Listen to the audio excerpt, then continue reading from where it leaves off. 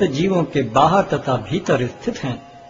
सूक्ष्म होने के कारण वे भौतिक इंद्रियों के द्वारा जानने या देखने से परे हैं। यद्यपि वे अत्यंत दूर रहते हैं, किंतु हम सबों के निकट भी हैं। यद्यपि परमात्मा समस्त जीवों के मध्य विभाजित प्रतीत होता है, लेकिन वह कभी भी विभाजित नहीं है। वह एक रूप में स्थित है। यद्यपि वह प्रत्येक जीव का पालन करता है, लेकिन यह समझना चाहिए कि वह सबों का संहार करता है और सबों को जन्म देता है। वे समस्त प्रकाशमान वस्तुओं के प्रकाश स्रोत हैं। वे भौतिक अंधकार से परे हैं और अगोचर हैं। वे ज्ञान हैं, ज्ञेय हैं और ज्ञान के लक्ष्य हैं। वे सबके हृदय में स्थित हैं। इस प्रकार मैंने कर्म क्षेत्र, ज्ञान तथा ज्ञेय का संक्षेप में वर्णन किया है। इसे केवल मेरे भक्त ही पूरी तरह समझ सकते हैं और इस तरह मेरे स्वभाव को प्राप्त होते हैं। प्रकृति तथा जीवों को अनादि समझना चाहिए। उनके विकार तथा गुण प्रकृति जन्य हैं। प्रकृति समस्त भौतिक कारणों तथा कार्यों की हेतु कही जाती है और जीव इस संसार में विविध सुख दुख के भोग का कारण कहा जाता है। इस प्रकार जीव प्रकृति के तीनों गुणों का भोग करता हुआ प्रकृति में ही जीवन बिताता है। यह उस प्रकृति के साथ उसकी संगति के कारण है। इस तरह उसे उत्तम तथा अघम योनियां मिलती रहती हैं। तो भी इस शरीर में एक अन्य दिव्य भोक्ता है जो ईश्वर है, परम स्वामी है और साक्षी तथा अनुमति देने वाले के रूप में विद्यमान है और जो परमात्मा कहलाता है।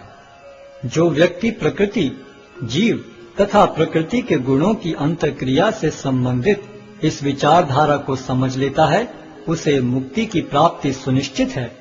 उसकी वर्तमान स्थिति चाहे जैसी हो, यहाँ पर उसका पुनर्जन्म नहीं होगा। कुछ लोग परमात्मा को ध्यान के द्वारा अपने भीतर देखते हैं, तो दूसरे लोग ज्ञान के अनुशीलन द्वारा, और कुछ ऐसे हैं जो निष्काम कर्म योग द्वारा देखते हैं। ऐसे भी लोग हैं जो यद्यपि आध्यात्मिक ज्ञान से अवगत नहीं होते, पर अन्यों से परम पुरुष के विषय में सुनकर उनकी पूजा करने लगते हैं। ये लोग भी प्रामाणिक पुरुषों से श्रवण करने की मनोवृत्ति होने के कारण जन्म तथा मृत्यु के पथ को पार कर जाते हैं।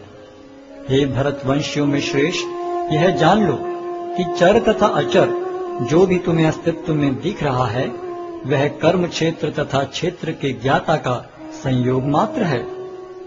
जो परमात्मा को समस्त शरीरों में आत्मा के साथ देखता है और जो यह समझता है कि इस नश्वर शरीर के भीतर न तो आत्मा न ही परमात्मा कभी भी विनष्ट होता है, वही वास्तव में देखता है।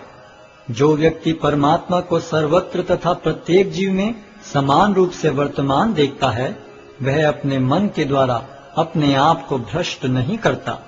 इस प्रकार वह दिव्य गंतव्य को प्राप्त करता है।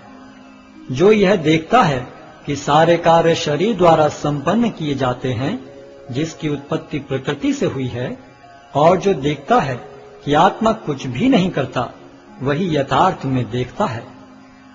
जब विवेकवान व्यक्ति विभिन्न भौतिक शरीरों के कारण विभिन्न स्वरूपों को देखना बंद कर देता है और यह देखता है कि किस प्रकार से जीव सर्वत्र फैले हुए हैं, तो वह ब्रह्म बोध को प्राप्त होता है। शाश्वत दृष्टि संपन्न लोग यह देख सकते हैं कि अविनाशी आत्मा दिव्य, शाश्वत तथा गुणों से अतीत है। हे अर्जुन, भौतिक शरीर के साथ संपर्क होते हुए भी आत्मा न तो कुछ करता है और न लिप्त होता है। यद्यपि आकाश सर्वव्यापी है, किंतु अपनी सूक्ष्म प्रकृति के कारण किसी वस्तु से लिप्त नहीं होता। इसी तरह ब्रह्म दृष्टि में स्थित आत्मा शरीर में स्थित रहते हुए भी शरीर से लिप्त नहीं होता। हे भरतपुत्र, जिस प्रकार सूर्य अकेले इस सारे ब्रह्मांड को प्रकाशित करता है, उसी प्रकार शरीर के भीतर स्थित एक आत्मा सारे शरीर को चेतना से प्रकाशित करता है।